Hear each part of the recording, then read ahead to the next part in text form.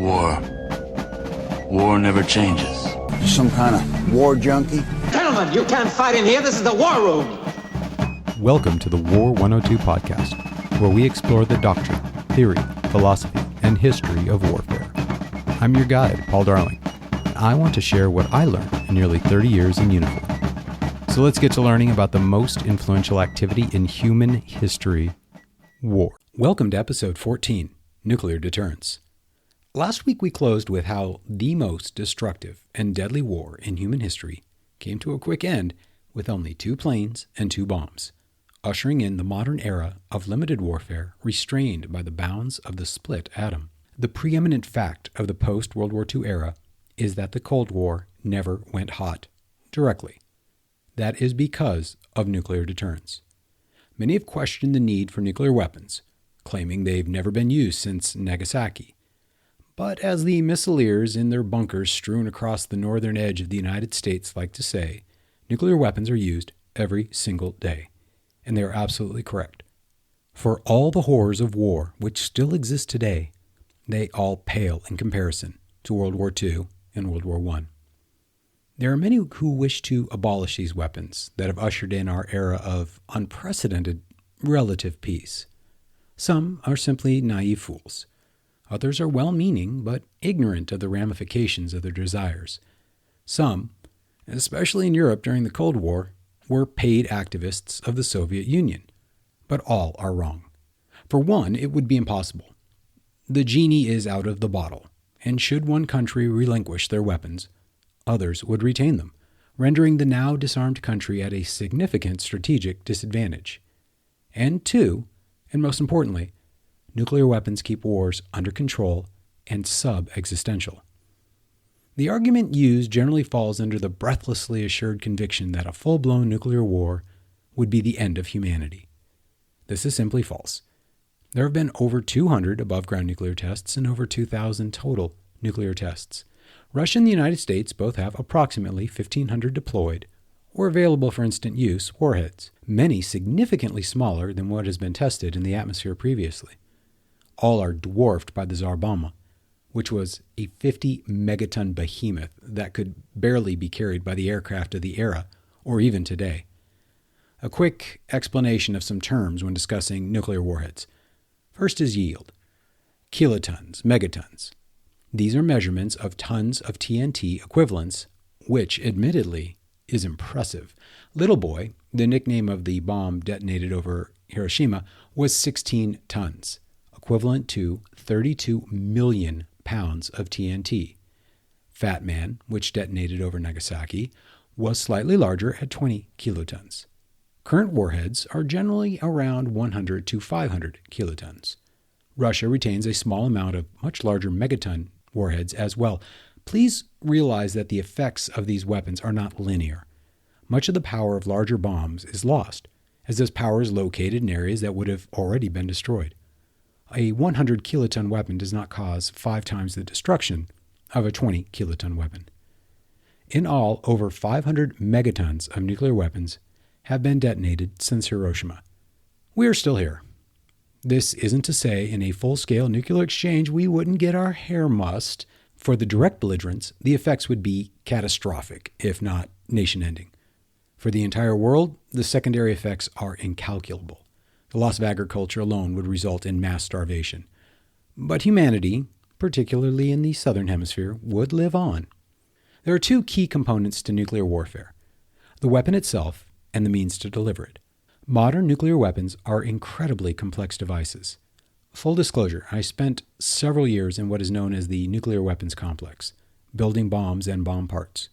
I am incredibly limited in the level of detail I can go into in discussing how nuclear bombs actually work. In the most disgusting of logical fallacies, the appeal to authority, of which I barely qualify, you are just going to have to trust me. The smaller the weapon, the easier it is to deliver, but the more complex it is to build and maintain. Nuclear weapons don't just sit on a shelf ready to be used. They are constantly inspected, torn apart, rebuilt, and components have to be constantly replaced. If any of these steps are missed, the bomb won't work. I don't mean the bomb won't work as well. I mean they won't work at all. And since we don't test weapons anymore, not since the 1990s. The amount of work that goes into ensuring our nuclear arsenal is safe and ready is astronomical, at least in cost. This complexity is a result of two demands. One, the required miniaturization for delivery by missiles, the most common and most effective means of delivery, and the necessity to ensure the weapons will not go off accidentally and cannot go off without authorization. The probability that a nuclear weapon will be detonated either by accident or by malicious actors is, for the United States' arsenal at least, infinitesimally small. Back to my appeal to authority. I literally don't think it is a risk at all. If it were to happen, and I don't for a moment think it will, it would occur in a remote location, with little risk to those outside the military or part of the weapons complex. The other aspect is the delivery mechanism. Airplanes are, relatively speaking, fairly well understood and relatively simple machines, but they are incredibly vulnerable. The nuclear bomber is a vestige and fig leaf of an era that has passed by over 50 years ago. Missiles, while unquestionably effective and effectively invulnerable to any defenses, are far more complex to maintain in a state of instant readiness. Like the warheads they carry, they are constantly inspected, upgraded, and repaired. And should any of these steps be missed, they too will fail. And if they fail, so too the warheads they carry. To be a nuclear weapons state is not a cheap or easy task. And on that note, who are these nuclear weapon states? Officially, there are 5 big boy countries that can legally have nuclear weapons. France, United Kingdom, the United States, China, and Russia.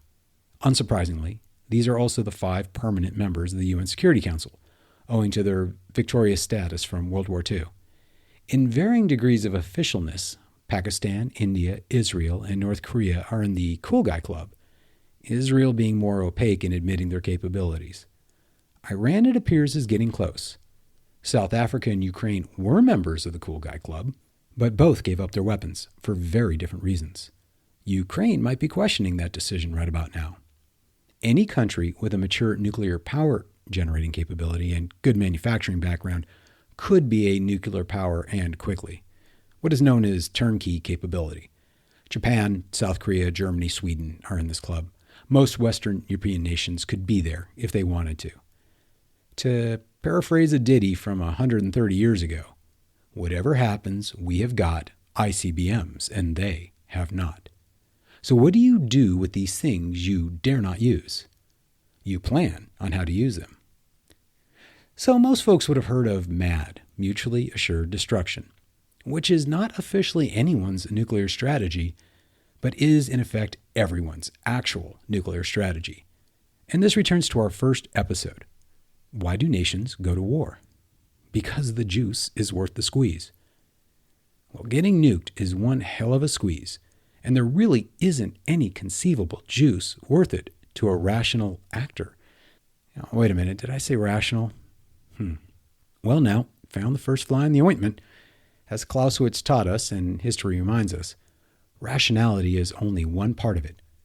Henry Kissinger stated brilliantly in his equally brilliant book, Nuclear Weapons and Foreign Policy, strategy can only count with a somewhat rational enemy, and that for the weaker power, the image of insanity is of great strategic value. North Korea, anyone? So this presumption of rationality is presumptuous indeed. In fact, there is an inherent rationality to maintaining an image of insanity. Then there is still randomness and passion. So we are going to have to be a little more deliberate in our planning than simply, don't mess with me or we will nuke each other into oblivion. Intuitively, any nuclear exchange will have one party kicking it off. This is known as first strike, which, by the way, is a very cool 20-minute movie made in the 80s to scare the bejesus out of Congress and make them give the Air Force more money. Check it out on YouTube. The link is on the War 102 Buzzsprout website. The effectiveness of first strike is measured in how much your enemy can hit back with their second strike. A first strike, in classic Duhay theory, is designed to disarm the enemy's air power and give you complete control over policy and strategic centers of gravity. You have two targets, the enemy's nuclear capability and their command and control, which can fire it. Even if you destroy none of their weapons, if they can't fire their missiles due to restrictions in communications, the weapons are worthless during that period of time, which may be enough to win the exchange. There are two other factors: missile defense and civil defense. So let's say your first strike knocks out 80% of the enemy's capability. Let's say it's at 15% readiness, so 15% remains.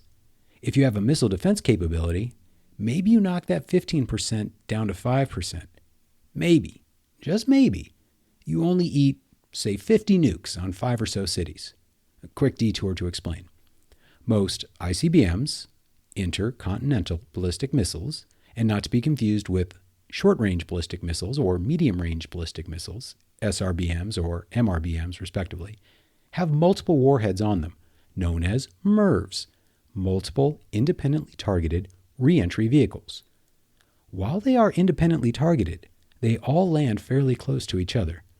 It was found that scattering 5 to 10 warheads around a city is far better at destroying it than one big warhead right in the middle.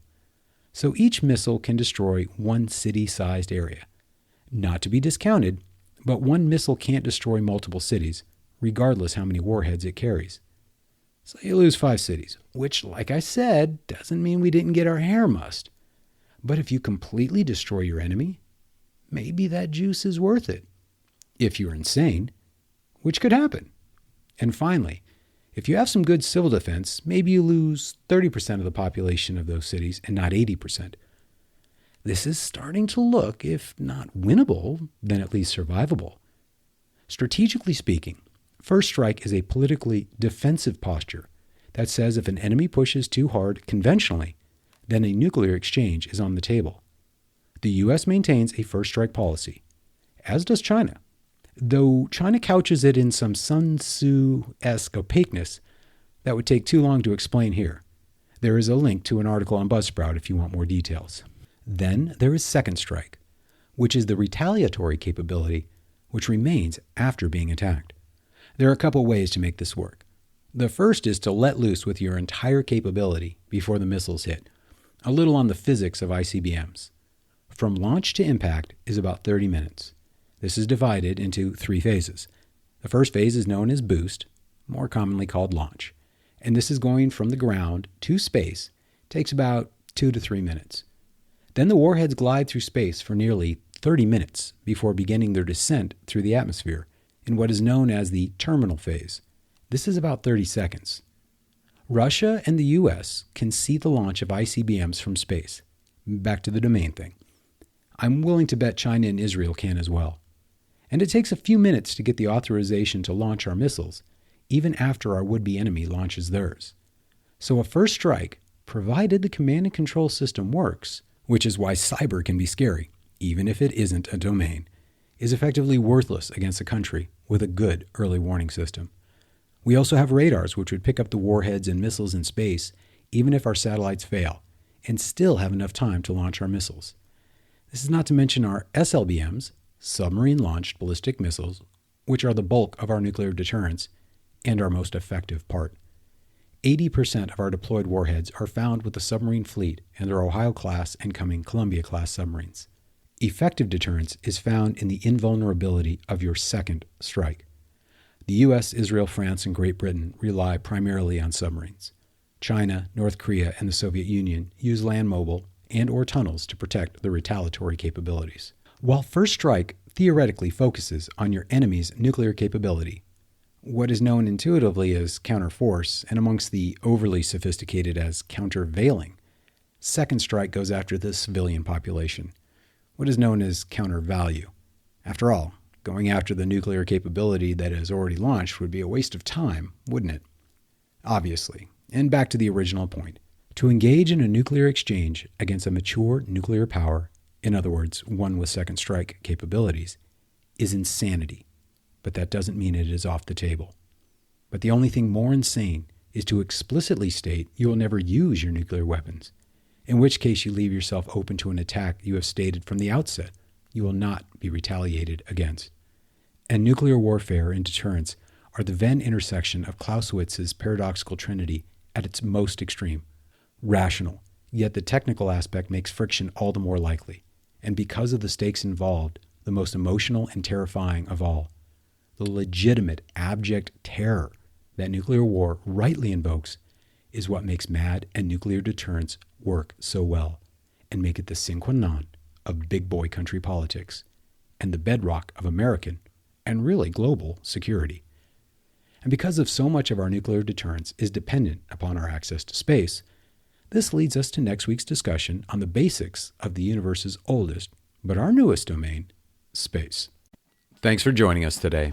If you liked what you heard, please like, subscribe, rate, and comment. Most importantly, share with your friends. Join the conversation at the War 102 subreddit, and check out the War 102 Buzzsprout website for links to more information and supporting videos. Send me an email at war102podcast@gmail.com. I look forward to your comments and hope you join us again next week. See you then.